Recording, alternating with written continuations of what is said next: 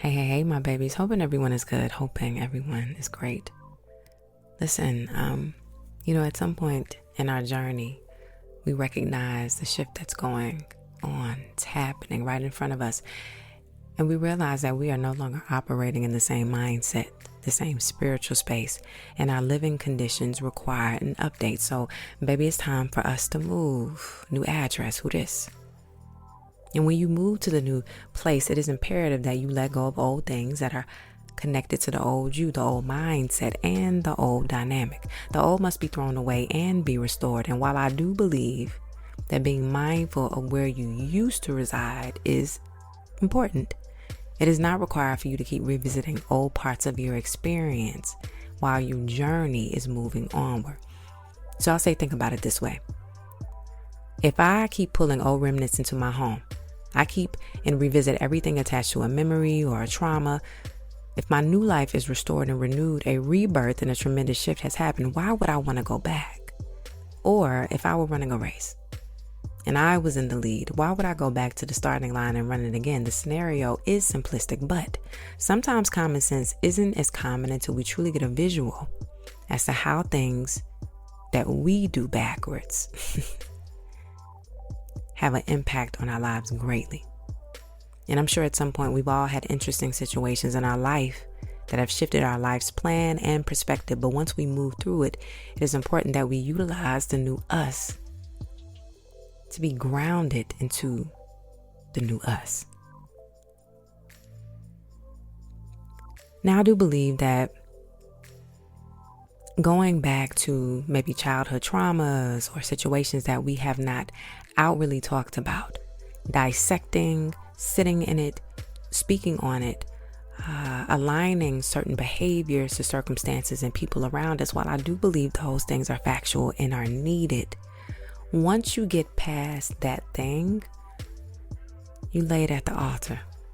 There's no reason for me to keep picking it back up, right? If I had a life that wasn't necessarily fulfilling for me, and I've moved past that moment in my life, I've made a change, I don't want to keep talking about the old life that I used to live, because the old life that I used to live doesn't know the new me that thrives now. And why would I introduce something old into the new? I'll use an example. Someone who may have just been an alcoholic for a while, let's say 10 years. In the 10 years that they were an alcoholic, maybe they lost job. And in doing so, by losing their job, they lost their home situation. They've lost the car, the residuals of everything that you do bad. It's like a spiral effect. And so everything that's connected to alcoholism just brings a bad taste in their mouths. That experience wasn't a good one. While they were being intoxicated physically, mentally, and spiritually, they never had a chance to know what it is to operate outside of themselves and just not have that sip. Just sit with themselves. So the moment that they chose no longer taking in that alcohol, I'm shifting and I'm becoming a better me, and they tap into that part of them, why would they want to keep discussing how much of an alcoholic they were? Because what that does is, if I keep talking about the past person that I used to be, I'm spinning the block. That means I got to tell the story over and over again. Sometimes, just for maybe the sake of testimony. In the correct places, in the correct spaces, it's needed. But you don't have to explain your new you to anybody else. And you don't have to keep spinning the story over and over again in order for you to prove that you are over it or healed. One of the things I think that we do very often, and I know that's one of the pinpoints where you know that you are not completely healed from a situation, is you keep bringing it up. There may be counterparts of it that you may have adjusted to, or there's a line of forgiveness with, but if you keep bringing something up, you are not past that thing. So if I attest that I'm in a new life and I'm living a new life that is goodness, Why would I keep harboring on an old life that I had to revisit for what? When you sit in the place of what you deem as the most healthiest version of yourself staying at, there's no need for you to go backwards. There's no need for you to reiterate what it is that you've gone through. And I want to also say this as well. People have others who may have known a part of you from chapters way back when. Might want to bring the old you up to kind of maybe convince others or just themselves. Tell themselves that you ain't changed or you ain't different, or those type of people are the people that you need to move away from. Those are the type of people who want to see you fall. And the only way that it would bother you that these people make noise and say the things that they say around you is if you really and truly believe that you are not changed. But once you step into the shift of yourself, you recognize you are unstoppable. There is something that you didn't have before. Your bandwidth is increased. You operate on a different form.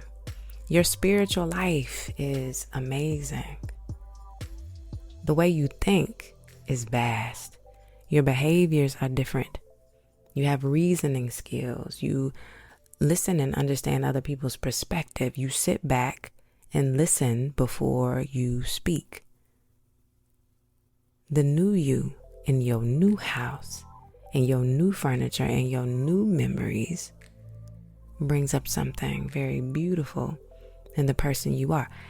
I heard someone say this, so poignant. It said, when a caterpillar becomes a butterfly, do you think that butterfly ever thinks about when they were a caterpillar? No, because it was in a new phase of life. New house, who this?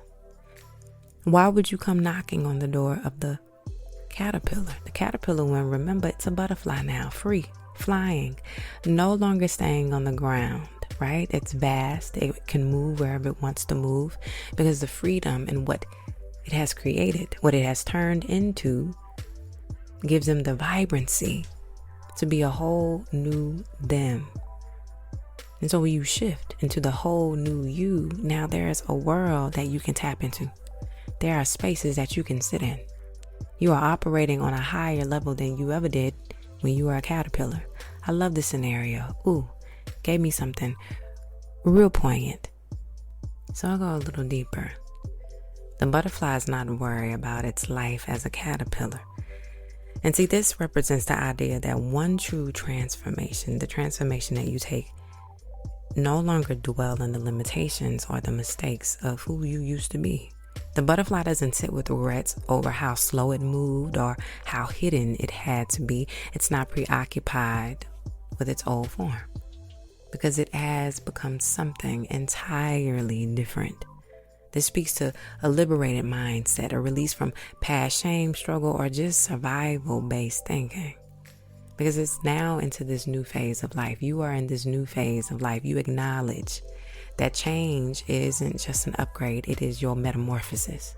I'm going to say that again, baby. Your change is not an upgrade. It is a full-blown metamorphosis. It means that you've gained new wings, new visions, new elevation.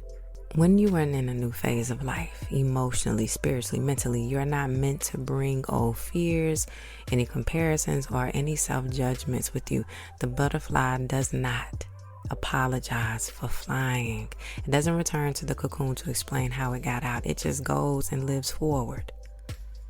And in the human sense, in human terms, if I had to break this down, again, you kind of get the totality of the picture that I'm trying to paint here. When you evolve, when you heal, when you grow, when you mature, you must also release the version of yourself that only knew how to survive. And you can honor that person without being haunted by that person. Looking back should only be for reference, not your residence. You don't have to keep proving that you have changed again, like I said before, or keep revisiting trauma as your identity. And many times that is what many people do. My trauma has become part of who I am, my identity, linked to who I am. But who you are is not what happened to you. You got to remember that the circumstances, the problems that we find ourselves in, the things that we face, that chapter served a purpose. And now you have gained your wings. Your past was necessary, but it's not your permanent address, baby. You get to move. Guilt is not a prerequisite for growth. I'm going to say that again. Guilt is not a prerequisite for growth. The same God who covered the caterpillar commands the sky for the butterfly. And also, you are not behind, you are moving. I want us to recognize that we are the ones who put ourselves in positions to either go forward or stay stagnant. When you feel the gumption, the move, the shift, the epiphany, the light bulb moment, just the will to move forward, do so. Don't stay idle because people around you are safe in their space. It reminds me of something, right? It reminds me of people who are comfortable in their living. So I'll utilize this in a sense. And this is not to make anyone feel inferior, downgrade in no form or fashion. But we all know people that are just comfortable doing nothing but the bare minimum. And with the bare minimum, they never seek anything outside of what that ceiling is. And while you on the outside have levitated and moved forward, you want the best for them, right? You want them to go and get a new address. You want them to move because bigger and better is there for them. You want them to change furniture.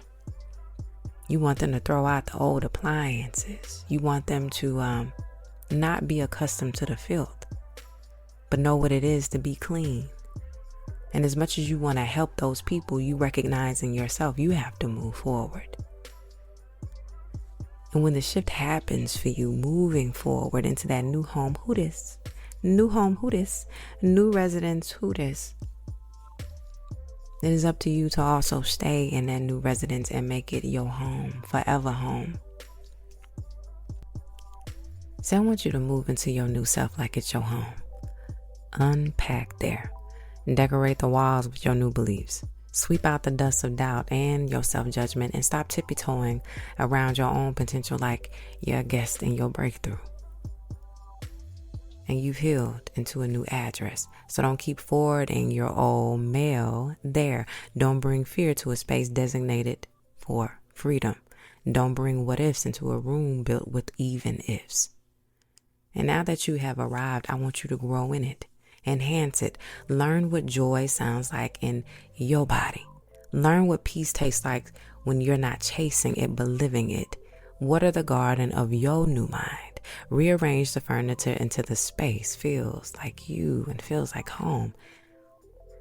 And in your season, it's not about pretending that the caterpillar didn't exist. It's about not apologizing for the wings that you grew from it. You didn't come this far to play small in a bigger space. You came to expand, you came to elevate, and you came to evolve. You gotta plant new roots in your wings. You gotta speak to yourself in a language that is not of your past self. You gotta speak in fluency and wholeness, joy, and be apologetic with how you live in the new version of you. Don't just visit the old version of you. Become that person fully, the new person. Study your strength. Invest in your peace. Dress yourself with boundaries. Feed your purpose. Let yourself outgrow every room that refused to grow with you. And when you catch yourself longing for what you already outlived, remind yourself that you shed it, that you're not empty, that you're expanding, that you are not lonely, but you are in a really good space being made for your alignment. And I want you to build a life that fits your wings. Design a future that doesn't require you to downgrade your voice. And when I say fly, I don't mean just fly. I mean escape the very person that you used to be. Because now you are finally someone that you've always wanted to be. In this new place, this new home that you build, it's not just a place. It's your whole posture. It's your knowing. It's a declaration of you saying, I no longer take up space with apology. I take up space with authority. I want you to listen when I say this. This is your season where you beautify the rebuild. Where you don't just heal, my baby, you heighten. Where you stop grieving what had to go and start celebrating what you had the audacity to do. This is where you learn to treat progress like your property. Protect it, invest it, pass it on. You are not going to just survive. You are strategizing your life. You're decorating your days with joy. You are hanging boundaries on the door like, do not disturb. Yep, do not disturb. Put them signs all on your doors, okay? And you gonna cook up peace like it's a family recipe. You used to ask for permission to be seen, no longer doing that. Now you walk in a life that is your own because you made the room, you made the home, you made the whole thing whole. Not just in your pain, but your power, the progress, and the beauty of the process. You are the closure. You are the next chapter. You are the evidence that becoming wasn't a joke. It was divine alignment. So I want you to go ahead and reintroduce yourself. Not with your words, my baby, but with your presence. You don't need a resume. You are the resume. You don't need to explain. Your energy will explain everything for you. Because you, as the butterfly, when you take flight, you don't have to announce it. You don't have to announce that you used to crawl. You don't have to announce that you used to be below. You don't even have to announce that you didn't even have a world to wander in. All you got to do is just move boldly, beautifully, as if the sky always belonged to you. Listen, new address, who this? I don't want you going backwards. Sometimes we do need to reassess, but I don't want you to live in those moments where your trauma becomes your identity. Where the life that you used to live becomes a part of the story that you keep speaking over and over again. The new you deserves to have new memories. It deserves to have new occurrences. It deserves to have new things that happen in your life that can be repeated with goodness and not with fear, not with trepidation. So I'm gonna ask you one more time. New address, huh? Who this? And while you ask that question, I want you to assess this as well. When you move to that new address, make sure that you ain't bringing along nobody, nobody who ain't willing to grow, willing to decorate your home, willing to be welcome in your space. Sometimes we got to leave old things behind. Sometimes we have to discard. Sometimes we have to walk away. Sometimes we have to recognize that everything can't go with us. Some things are now just junk. Some memories don't need to be in our new spaces. Some items don't belong in our decor. And some people don't deserve any ounce of the new life that you have created for yourself. I hope that that episode was for your soul, for your heart. If you are in indecision, making a shift in your life, go forward. Leave those things alone. Throw them away. Discard items, discard people, discard memories, discard a life that you used to live. Rewrite your story. Build your home from the bottom to the top. New memories, new you, new everything. All right. Until next time, it is Lisa Marie. All right, bye-bye.